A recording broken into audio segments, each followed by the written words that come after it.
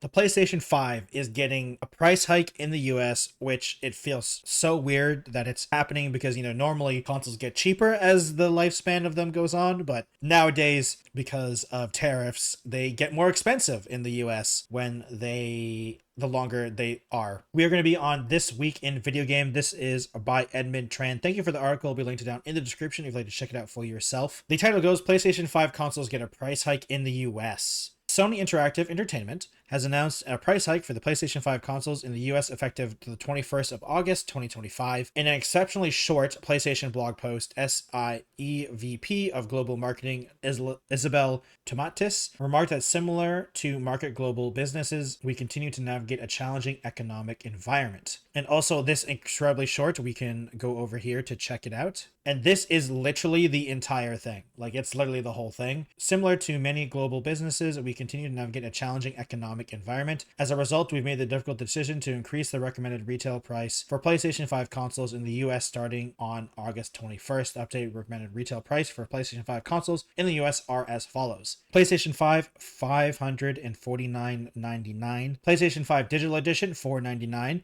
And PlayStation 5 Pro, $749.99. That is insane. Like, the fact that these are so expensive is crazy. No one should buy the PlayStation Pro for almost $800. It's not worth that much money. And like, arguably the PlayStation 5 isn't really even worth that much money. Like, there's like the handful of exclusives you get from PlayStation, but other than that, there isn't that many games you can even buy for it. So it's crazy to think. Back over at This Week in Video Games, Tomatis specified that the cost of accessories remains unchanged at this point, and we have no other price changes to announce for additional markets, which is nice for everyone else, I guess, though the price has gone up in other places before. So like, it's not like it isn't going up in general, but it already has gone up, which is really weird because we live in a timeline where consoles actually get more expensive as the older they get, which makes no sense. In May 2025, Sony Group CFO Lin Tao remarked to investors that the company may pass on to the price of U.S. import tariffs to consumers to offset the impact of the company, which, I mean, honestly makes sense. That's how tariffs work. The company has also gradually been shifting its manufacturing in markets outside of China to reduce the impact, which also makes sense. But the problem is that, like, no matter what, you still have to import things to the U.S. You still have to get those consoles to the U.S. And with the tariffs, the price has to go up. It meant, like, there was no way it was not going to go up. Sony raised the prices of the PS5 consoles in the UK, Europe, and Australia in April 2025, the second hike following the initial hike in 2022. The global economic environment was cited as the reason. Nintendo has also raised prices for its hardware in August 2025, affecting Switch consoles as well as Switch and Switch 2 accessories. This decision was based on market conditions, and the company warned that the price adjustment may be necessary in the future. And it's such a weird timeline we live in right now where older consoles are now getting more expensive as time goes on. And even with the 2022 one, it made no sense because global economic environment, they just want to make more money.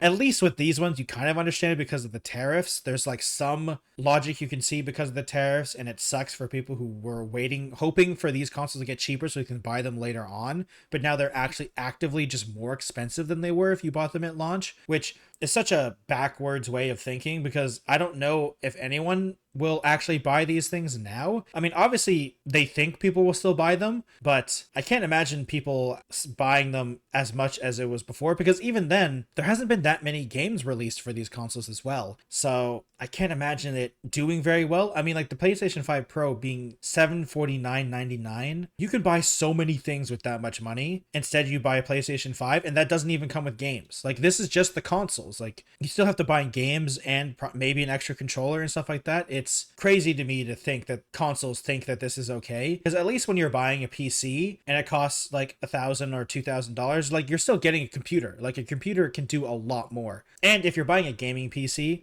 or just a computer in general, it doesn't have to cost that much. Like, gaming PCs cost a lot, true, but like, as long as you're not going super high end, you can get a pretty affordable PC.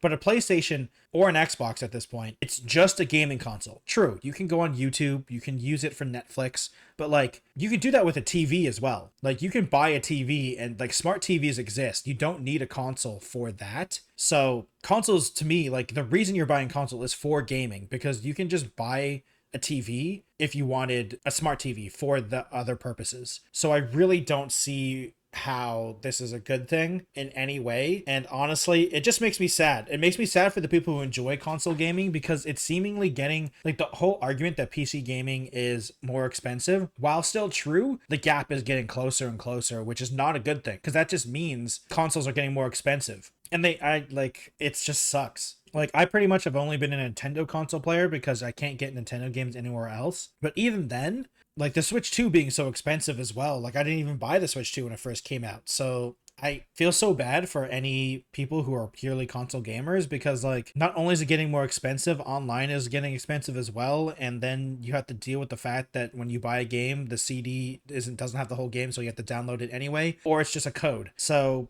the ease of being a console gamer seems to be getting less and less. Like, the whole argument of you buy a box so you can just put in a disc and play video games isn't true anymore, which really sucks, because the whole point of consoles compared to PC, at least in my opinion, is it's easier. You just buy a console and it works. And now sometimes you buy a console, you buy a game, and then you have to wait a huge amount of time for it to download.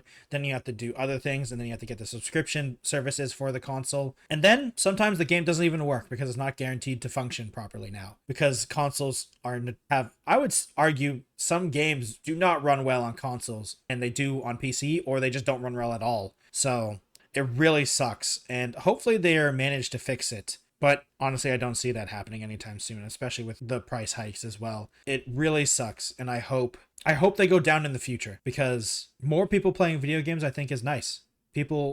All people should enjoy video games when they want to. If you want to play a video game, I think you should be able to. But having the base PlayStation 5 be $550 US and the digital edition being $500 as well, like, it's crazy. A PlayStation 5 without a disc drive costs $500, which is insane to me. But that is it for today's video. Thank you for watching.